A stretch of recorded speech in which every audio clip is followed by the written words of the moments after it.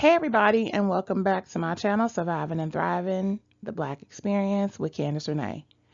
I want to take the time to say thank you so much for watching my intro as well as coming back. So I want you to go ahead, grab your chair, take your seat, because we're about to get ready to feast on quite a bit of information. I want to give a brief overview of how the flow of this presentation is going to be. So if you know similarly like what a working lunch is, consider this as such. So I want to give a brief overview of why this channel is relevant and even worth your time. It's more than just a channel. It's a created platform to give insight, create community, and bring awareness to historical relevance. I wanted to serve as a living archive and as a resource for my people because my mission is quite simple. It's to educate men and women on how to overcome modern day challenges using a lens of providing historical wisdom, cultural resilience, and personal insight. I truly believe that by understanding the past, its struggles, and its triumphs, that I can give you, my people, the tools that you need to recognize and strategize outcomes. So without further ado, let's get into the first series. So I'm a teacher and a trainer at heart. So my material will meet the learning styles of all people. I'll be providing an overview of the topics that will be discussed, then expanded upon in future videos and interviews. As you see these pictures, I actually created each and every single one of these. So these are not on Google. I wanted my first series to be relevant, informative, and inspiring. I know there are many men and women who keep the quiet as kept oath and suffer in silence, being overlooked, dismissed, and having their talents and aspirations disregarded. Yet my goal, as I said before, is to give you the courage and the wisdom to press on. The title of this series is deep. It's Fieldhouse Boardrooms, Unpacking Generational Division in Black Professionalism. So as I navigate through this presentation, I want you to be thinking about this quote. We have been conditioned to see each other as competition, not community. I want you to think about what feelings resonate when hearing this. Do certain people come to mind? Do you think this is true? Why or why not? So let's break down the information that you're going to receive. I'm going to be going over a few objectives for you to understand the concept behind each of the subjects that I'm going to further expand on in future videos and interviews. So a few of the objectives are understanding the historical roots of intra-Black division, exploring how it shows up in modern workplaces, unpacking the emotional costs, as well as reclaiming unity, dignity, and shared power. You may ask, why does this even matter? And even if we know what it is, how can we change it? Well, I'm going to tell you exactly why it matters. Interracial harm is often left out of the conversation, meaning that quiet as kept oath I was mentioning earlier. We need to heal what has never been meant to be whole. We are siloed so that indiscretions are disregarded. And understanding where the divide began helps us to break it.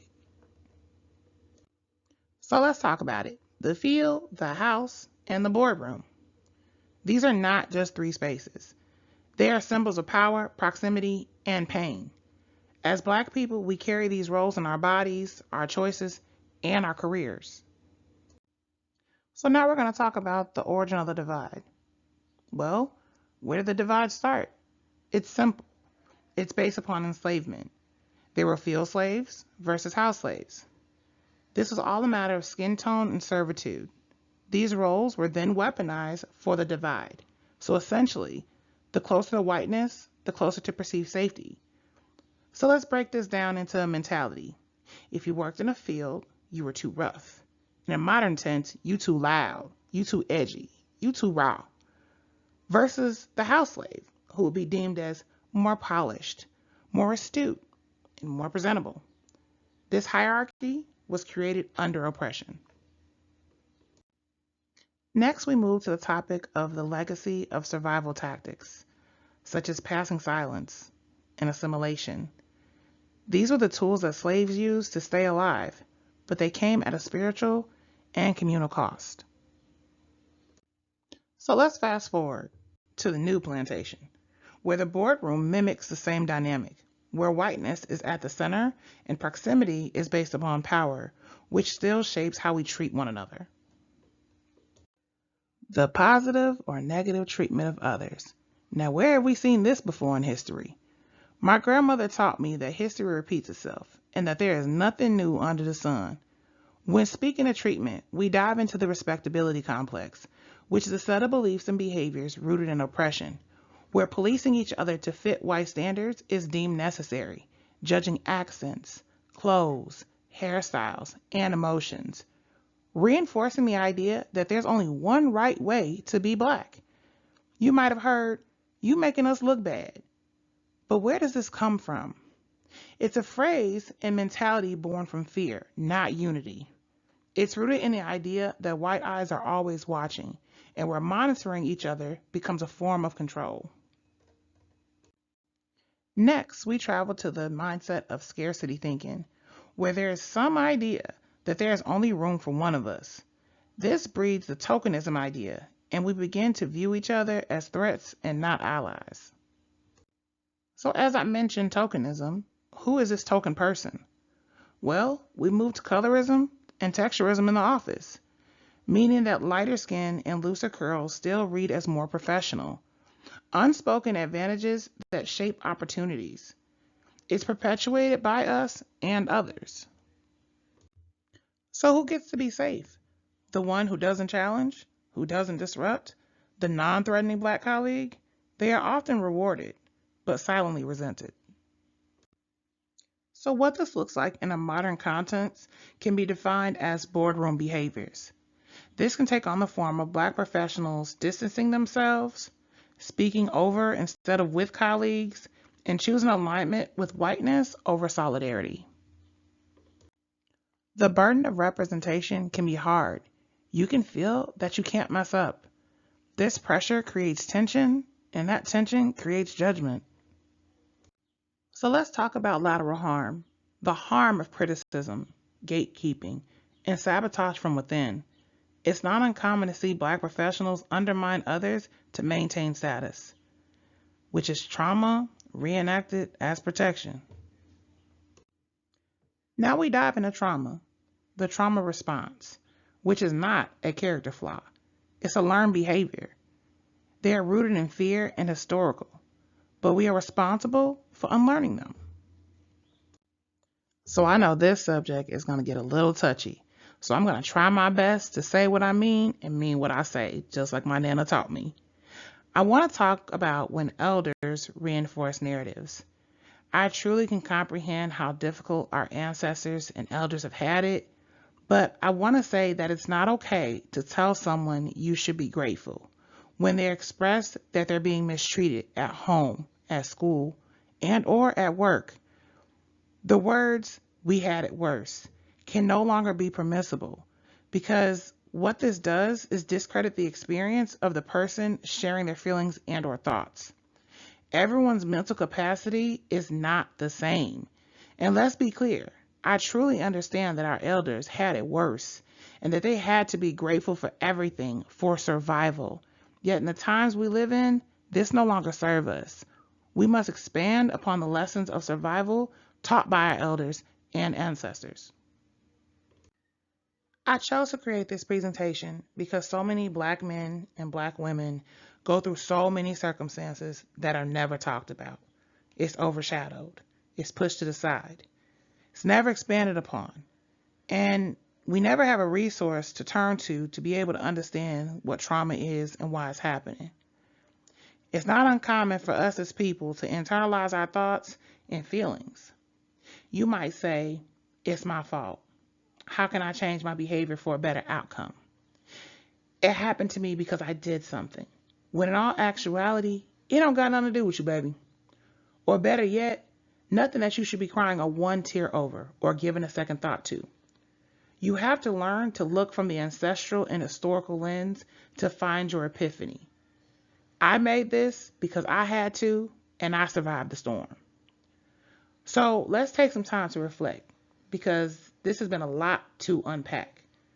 So I want to take a second to reflect and ask some questions. Have you ever noticed a division amongst your Black colleagues? Have you ever been wronged by another Black colleague? And if so, how did this make you feel? Were your feelings acknowledged? Have you found yourself making assumptions about fellow Black colleagues' professionalism or worth? Because if you haven't realized by now in this presentation, this is not meant specifically for the concept of white versus Black in any magnitude. We do this to our own people who look just like us. And I want to bring awareness to this because it hurts. People need to know that they are not alone, and I am here to morally uplift you. So in alignment with uplifting, I want to teach you how to rebuild. First, name the divide. Name the person, name the action, name the feeling, and do the inner work on yourself. You can call a trusted friend, you can speak to a therapist, and for my people who are like me, you can journal it, because you definitely gonna need your documentation. Build circles that appreciate Blackness and are not in silos. Speak truth and not just strategy, meaning don't use your Blackness as a means to take others down. Uplift others without comparison. Share the knowledge you have and challenge with love, not ego. And let's just say this. If you are blessed to work within leadership, be a leader who liberates. Make space and not just moves. Mentor instead of gatekeeping and protect your fellow brothers and sisters without punishing.